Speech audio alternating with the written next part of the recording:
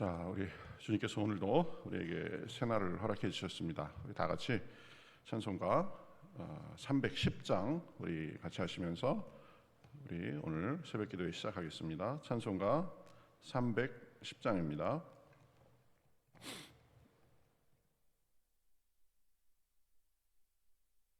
310장 우리 같이 찬송하시겠습니다.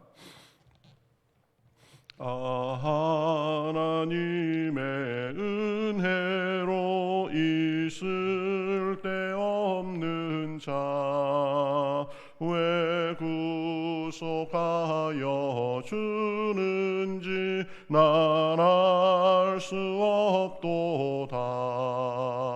내가 믿고 또 의지함은 내 모든 형편 아시는 주님 늘 보호해 주실 것을 나는 확실히 아네.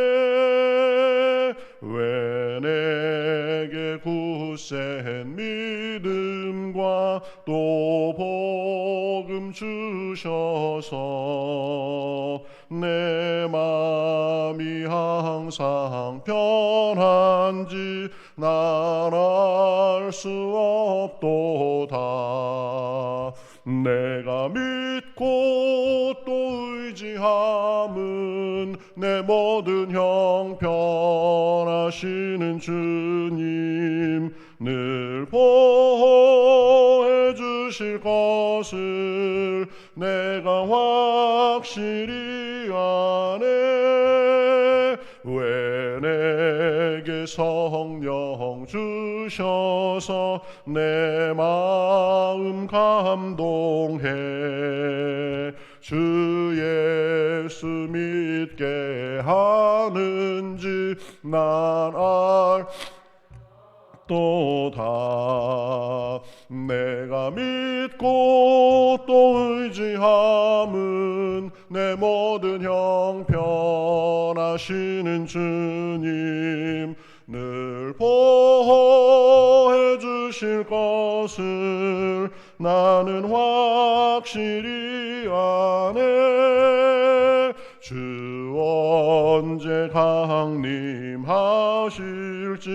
옥밤에 홍낮에 또 주님 만날 그것도 난 알 수 없도다. 내가 믿고 또 의지함은 내 모든 형편 아시는 주님 늘 보호해 주실 것을 나는 확실히 아네. 3절 하시겠습니다. 왜 내게 성령 주셔서 내 마음 감동해 주 예수 믿게 하는지 난 알 수 없도다. 아멘. 내가 믿고 또 의지함은 내 모든 형편 아시는 주님 늘 보호해 주실 것을 나는 확실히 아네. 아멘. 우리 다 같이 기도하시겠습니다. 하나님 감사합니다. 오늘도 저희들에게 새로운 날을 주시고 또 새 호흡을 허락하여 주셔서 이렇게 아침 이른 시간부터 주님 앞에 나와 찬송하며 기도하며 나아가게 하시니 감사합니다. 우리 몸과 마음을 주님께만 향하며 주님께만 드립니다. 이 시간 저희들을 받아주시옵시고 하나님께서 성령으로 다시 한번 새롭게 하여 주시옵시고 그래서 오늘도 주님으로 인하여서 복된 날 온전한 날 되기에 부족함이 없도록 인도하여 주시옵소서. 우리의 연약한 것 또 주님 앞에 간구하는 기도 제목도 아시오니 주님께서 우리가 새벽에 부르짖을 때에 응답하여 주시옵시고 그 응답의 은혜로 인하여서 우리가 주님을 더 섬기며 주님을 드러내며 전하며 살기에 부족함이 없도록 인도하여 주시옵소서. 우리를 아시고 우리를 부르시고 우리를 구원하신 주님께서 천국에 가는 그 순간까지 우리의 온 몸과 영혼이 온전케 하시고 더 나아지게 하시며 주님을 기쁘게 만나는 순간까지 품어주시는 줄 믿사오니 그 믿음으로 우리의 하루하루가 주님 앞에 복된 날들 될 수 있도록 인도하여 주시옵소서. 오늘도 말씀드릴 때에 기도할 때에 깨달음을 주시고 성령의 충만함을 부어 주시옵소서. 감사하며 예수님의 이름으로 기도하옵나이다. 아멘. 자, 우리 성경 말씀 시편 103편 우리 보도록 하겠습니다. 시편 103편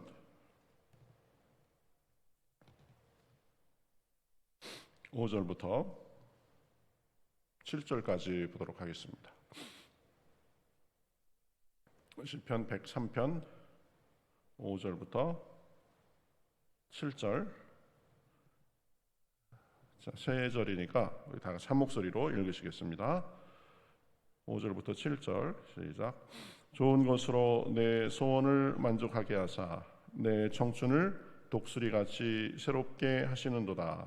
여호와께서 공의로운 일을 행하시며 억압당하는 모든 자를 위하여 심판하시는도다. 그를 행위를 모세에게 그의 행사를 이스라엘 자손에게 알리셨도다. 아멘. 자, 우리가 어제부터 오늘 그리고 내일까지 우리가 좀 감사절을 준비하면서 우리가 하나님 앞에 감사할 그 이유들이 무엇인가 그런 것들을 우리가 좀 시편 103편을 중심으로 우리가 살펴보고 있습니다.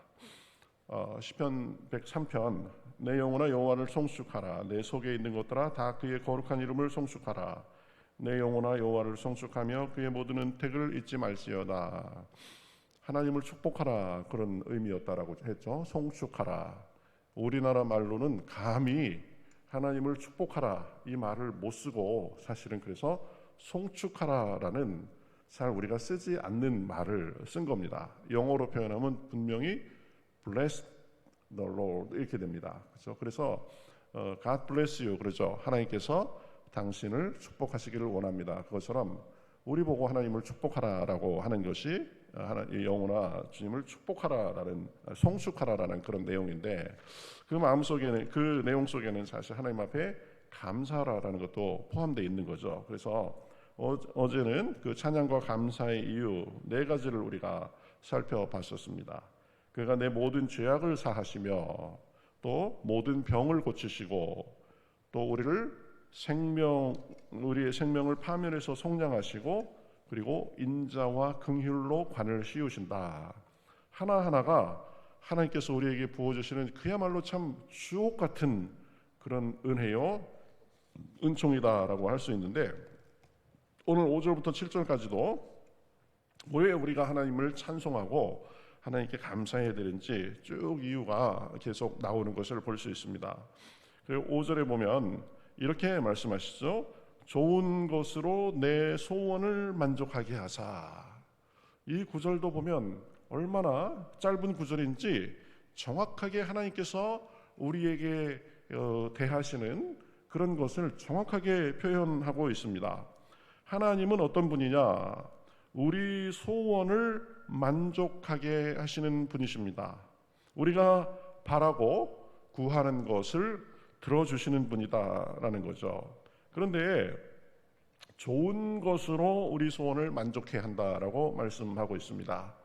하나님은 우리를 도와주시는 분이시지만 도깨비 방망이 같이 그저 아무런 목적이나 아무런 어떤 도덕관념이나 옳고 그름에 상관없이 그저 우리가 구하는 것을 맹목적으로 들어주시는 분이 아니다. 보면 하나님은 우리의 소원을 들어주시되 좋은 것으로 주시는 분이십니다. 이 좋은 것으로 들어주신다라는 것이 굉장히 중요한 거죠. 때로는 우리가 잘못 구할 때도 많이 있습니다. 사실은 눈이 어두워서 그저 근시안 쪽으로 바라보면서 구할 때도 있고요. 때로는 욕심에 사로잡혀서 우리가 구할 때도 있고 뭐 여러 가지가 분노에 사로잡혀서 구할 때도 있고 그렇습니다. 만약에 모든 사람들이 자기 욕심과 분노에 사로잡혀서 구하는, 기도하는 모든 것을 들어주시면 아마 이 세상은 난장판이 될 수도 있습니다. 그렇죠? 근데 하나님께서는 우리가 구하는 것을 들어주시되 우리가 구하는 것에 대해서 가장 좋은 것으로 응답해 주신다라는 것이죠. 그래서 우리가 주님 안에서 간구하고 또 기도할 때에 하나님께서는 가장 좋은 것으로 주시는 분임을 믿고 기대하며 기도할 필요가 있습니다. 그리고 혹시 내가 구하는 대로 주시지 않는다고 해도 그것은 하나님께서 우리의 기도를 듣지 않는 것이 아니라, 우리의 기도를 거절하시는 것이 아니라 더 좋은 것을 주시고자 하는 것임을 믿고 그것에도 감사할 수 있어야 됩니다. 보면은 하나님과 우리는 완전히 차원이 다른 존재예요. 보면 여러분 바둑이나 장기를 둘 때 보면 이 사람이 왜 이렇게 두지? 그럴 때가 굉장히 많습니다. 근데 가만히 보면 고수일수록 그럴 때가 많아요. 왜 이렇게 둘까? 이번에 잘못 둔 거 아닐까? 그런데 나중에 점점점 진행하다 보면은 그때 거기서 이 사람이 그 수를 둔 게 묘수였었구나. 그때 이렇게 한 것이 이게 높은 수였구나라는 것을 보게 됩니다. 하나님도 마찬가지예요. 하나님은 우리의 과거와 현재, 미래, 그리고 우리가 보지 못하는 모든 것을 다 보셔가면서 우리 인생에 가장 묘수를 두어 가시는 분이다라고 생각하면 됩니다. 그래서 우리의 욕심으로 구하는 것이 아니라 우리가 주님의 영광을 드러내고 더 섬기고자 구하는 것이라면 다 들어주실 것입니다. 그리고 혹시 우리가 잘못 구하는 것도 가장 좋은 것으로 주실 것입니다. 때로는 그 순간순간마다 구비마다는 이해가 안 되는 일이 있다 할지라도 하나님이 우리를 방기하고 계신 것이 아니다. 하나님이 우리를 미워하고 계신 것이 아니라 우리 인생에 가장 적절한 수를 두고 계신 것이다. 그래서 마침내 우리가 천국에 온전하게 이르고 하나님을 찬송하고 감사하게 하실 것입니다. 그러니까 하나님을 감사하고 지금도 찬양할 수밖에 없는 거죠. 좋은 것으로 우리 소원을 만족해 하십니다. 그 다음에 5절 하반절에 보면 내 청춘을 독수리같이 새롭게 하시는도다 이렇게 말씀합니다. 우리의 청춘을 독수리같이 새롭게 하신다. 하나님 안에서 여러분 우리는 청춘으로 살 수 있습니다. 그래서 여기에 표현해 보면 청춘으로 독수리같이 하신다라고 말씀하는 것입니다. 물론 몸은 늙습니다. 그것은 하나님께서 정해주신 자연의 이치입니다. 그렇지만 몸이 늙어지며 마음도 늙어서 점점 쇠퇴하는 삶이 아니라 몸은 자연의 법칙으로 인해서 조금씩 쇠해간다 할지라도 우리의 심령은 날마다 새롭게 될 수 있다라는 것입니다. 몸은 결국은 썩어질 것입니다. 그러나 하나님께서 우리의 마음을 날마다 새롭게 해주셔서 날마다 청춘으로 날마다 꿈을 꾸며 살게 해주신다라는 것입니다. 그래서 여러분 크리스찬은 마음은 늘 청춘이에요. 보면 물론 세상 사람들도 마음은 청춘이다 그러는데 마음은 우리가 점점 더 젊어지고 점점 더 강해지고 하나님 앞에서 그래서 청년의 때보다 더 젊은 마음으로 그렇게 살 수 있습니다. 그러니까 마음이 젊으니까 몸의 노화나 그런 것도 점점 늦어지는 거죠. 그래서 늘 즐거움과 감사함과 젊은 마음으로 사는 그 결과가 그런 것일 것입니다. 그래서 이사야서에서는 이렇게 말씀하시죠. 소년이라도 피곤하며 곤비하며 장정이라도 넘어지며 쓰러지되 오직 여호와를 앙망하는 자는 새 힘을 얻으리니 독수리가 날개치며 올라감 같을 것이요 다른 박질하여도 곤비하지 아니하겠고 걸어가도 피곤하지 아니하리라. 하나님께서 저와 여러분의 청춘을 날마다 독수리같이 해주시는 줄 믿습니다. 독수리같이 해주시는 줄 믿습니다. 아멘 좀 하세요. 아멘 좀. 아직 잠이 덜 깨셨는지 보면 그 말씀을 여러분 아멘으로 좀 받아들이셔야 됩니다. 가만히 감동이 되는지 안 되는지 좀 표현을 하셔야 돼요. 그냥 이유도 없이 아멘하라는 것이 아니라 정말 하나님께서 우리 마음을 독수리같이 하시고 새롭게 하시고 우리 삶이 날마다 청춘으로 살게 해 주신다라는 것입니다. 고린도후서 4장 16절에서는 그래서 우리가 잘 알듯이 사도 바울이 이렇게 말씀하시죠. 그러므로 우리가 낙심하지 아니하노니 우리의 겉사람은 낡아지나 우리의 속사람은 날마다 새로워지도다. 하나님 안에서 날로 날로 그 은혜와 능력으로 새로워지실 수 있기를 바라겠습니다. 그 다음에 또 6절에 보면 이렇게 말씀합니다. 여호와께서 공의로운 일을 행하시며 억압당하는 모든 자를 위하여 심판하시는도다. 하나님은 공의로운 분이십니다. 인자하신 분이시기도 하고 공의로운 분이십니다. 이 하나님께서 공의로운 분이시다라는 것도 우리에게 아주 굉장히 중요한 의미가 있습니다. 사람이 얼굴 쳐다보고 자기하고 친하다고 자기 편이라고 그래서 그른 것을 옳다 하고 옳은 것을 그르다 하고 하는 분이 아니다라는 것입니다. 항상 공평과 정의, 인자하심과 사랑으로 사람들을 공정하게 대해 주시는 분이십니다.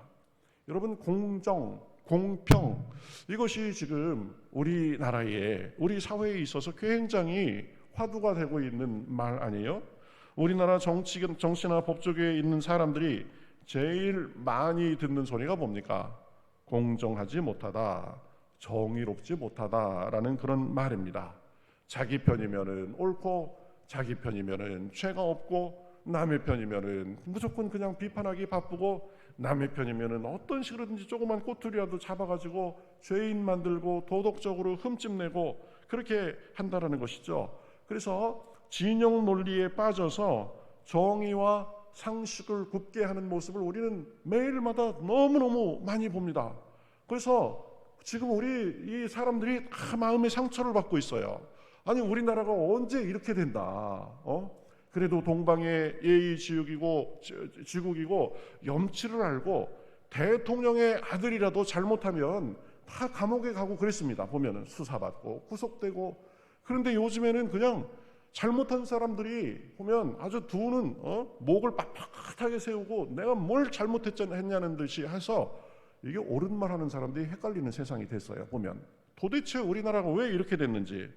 그래서 이런 세상이 되면은요, 사람들은 그러한 상황 속에서 살아남고자 거짓말도 하고 또 그른 쪽에 서서 충성도 하고 못할 짓도 하고 그럽니다. 보면은 왜 그래요? 그래야 자기도 살 수 있고 그래야 인정받아서 자기도 조금 출세도 할 수 있으니까 이게 참 어그러지고 부보진 세상입니다. 그런 것들을 보면서 올바른 사람들은 마음에 상처받고 고지곳대로 사는 사람들은 바보라는 소리를 듣고 꽉 막힌 사람이라는 소리를 듣고, 그래서 현실에서는 올바른 쪽, 정의로운 쪽, 그저 상식과 그런 거에 맞는 쪽에 살면 저거 바보, 이 머리가 그렇게 안 돌아가? 이런 소리를 듣는 세상이 지금 우리가 사는 이 대한민국 세상이 점점 그렇게 돼가고 있는 것이 아닌가 심히 염려스럽습니다. 그런 세상은 규정에 있는 대로 하면 손해보고 바보가 되는 경우가 많습니다. 법 따로 실제 따로, 규정 따로 현실 따로인 경우가 많습니다. 여러분, 그러나 하나님은 그러한 분이 아니시다라는 것입니다. 정확한 기준과 잣대를 갖고 공평무사하게 적용하시는 분이십니다. 얼굴 보고 높은 사람이라고 봐주고 얼굴 보고 저 사람은 별 볼 일 없는 사람이라고 안 봐주고 진영 논리대로 잣대를 다르게 하시는 분이 아니십니다. 그래서 하나님 앞에는 그저 하나님께서 하라는 대로, 하나님께서 주신 규정대로 그대로 하고 그대로 살면 그것이 복받는 길이요 복받는 인생입니다. 뒤에서 거래하는 거 없습니다. 말 따로 행동 따로인 거 없습니다. 그래서 하나님을 섬기기는 사실은 너무 쉬운 거죠. 왜? 하나님께서 하라는 대로만 하면 되니까. 뭐 다른 사람들 말 들을 거 없습니다. 성경에 제가 이렇게 나와 있길래 제가 그렇게 이해하고 그렇게 살았습니다 하면 됩니다. 다른 사람들은 뭐 대충 사는데도 되던데요. 그런 거 상관할 필요 없습니다. 대충 산 사람들은 하나님 앞에 대충 산 만큼 심판을 받을 것입니다.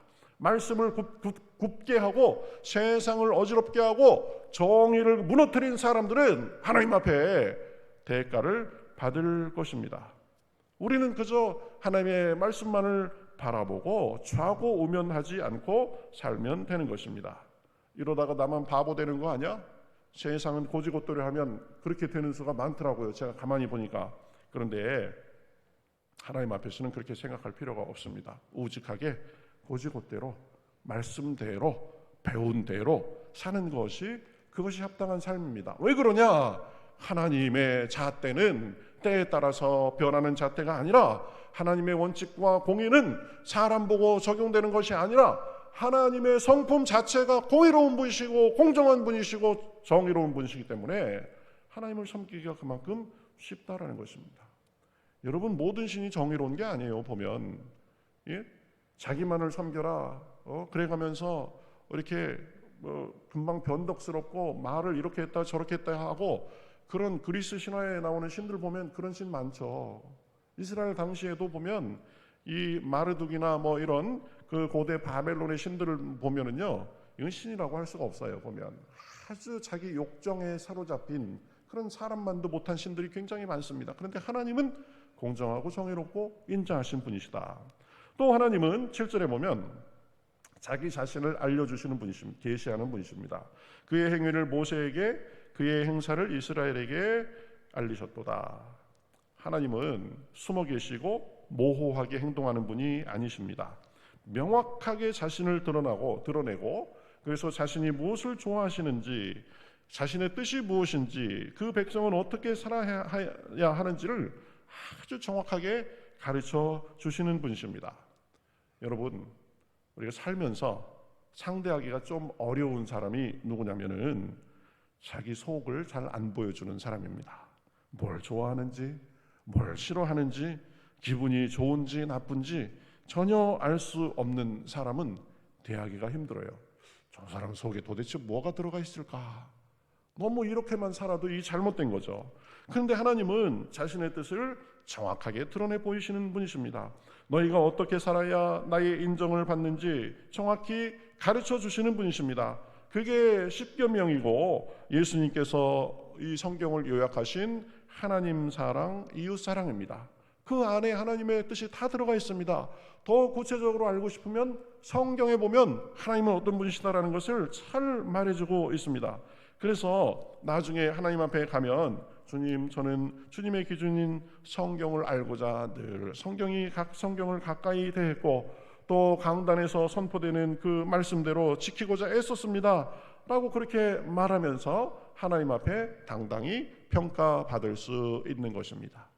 그러니까 우리가 믿는 하나님은 참 합리적이고 보면 그러면서도 정의롭고 그러면서도 우리를 사랑하시고 인자하게 대해 주시고 또 우리를 새롭게 하시고 우리의 그 마음의 소원을 가장 좋은 것으로 들어주시는 분이시다. 그래서 이 하나님의 성품과 우리에게 하시는 일로 인해서 하나님 앞에 감사할 수 있는 것입니다. 어떤 유대 어머니가 있었는데요. 그 어머니는 별로 배운 바가 없는 무식한 사람이라고 할 수 있었지만 자식들은 아주 훌륭하게 키웠다라고 합니다. 근데 그 어머니가 자식들을 키우면서 가르친 중요한 3가지가 있다라고 합니다. 하나는 뭐냐? 모든 일에 감사하라라는 것입니다. 작은 일이나 큰 일이나 감사하는 사람이 되어라. 그저 습관적으로 감사해라. 항상 감사해라. 그런 가르침을 늘 베풀었다라고 합니다. 2번째는 원망하는 사람하고 놀지 말아라 이것입니다. 그러면 원망이 전염돼 나쁜 영향을 받는다. 원망하는 사람과 가까이 사귀지 마라. 남을 헐뜯고 비판하고 그저 말만 했다 하면 그렇게 기울어지는 사람들이 있는데 그런 원망하는 사람, 불만이 많은 사람과 가까이 가지 마라. 3번째는 감사하는 사람과 친하라라는 것입니다. 그리고 감사하는 사람과 함께해라. 내 자신이 감사하는 사람이 되라. 그리고 원망하고 불평하는 사람들을 멀리해라. 그거 전염된다. 그리고 감사하는 사람들하고 가까이 살아라. 이렇게 가르쳐서 그 자식들을 다 잘 키웠다라는 것입니다. 우리도 하나님의 성품과 하나님께서 우리에게 행하시는 일들을 생각하며 우리 삶 속에 늘 감사가 넘치시기를 바라겠습니다. 그래서 주님께서 우리의 삶 속에 주시는 축복과 평안, 그 평화가 늘 넘쳐나시기를 주님의 이름으로 축복합니다.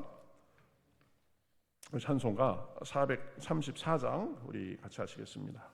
434장.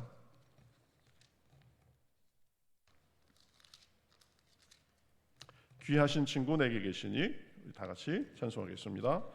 귀하신 친구 내게 계시니 나 주 안에 늘 기쁘다. 그 피가 내 죄 씻으셨으니 나 주 안에 늘 기쁘다.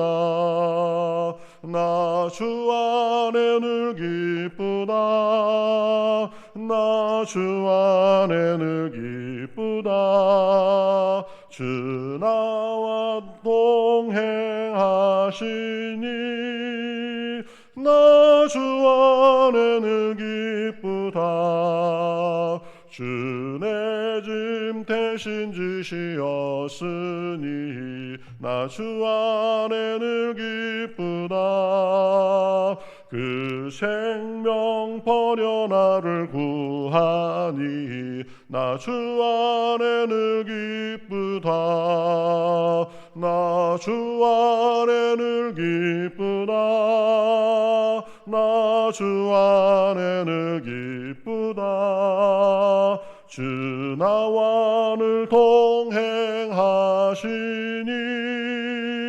나 주 안에 늘 기쁘다. 주 은총 매일 내게 더하니 나 주 안에 늘 기쁘다. 나 악한 죄악에서 지키니 나 주 안에 늘 기쁘다. 나 주 안에 늘 기쁘다. 나 주 안에 늘 기쁘다. 주 나와 늘 동행하시니 나 주 안에 늘 기쁘다. 나 주 안에 늘 기쁘다. 나 주 안에 늘 기쁘다.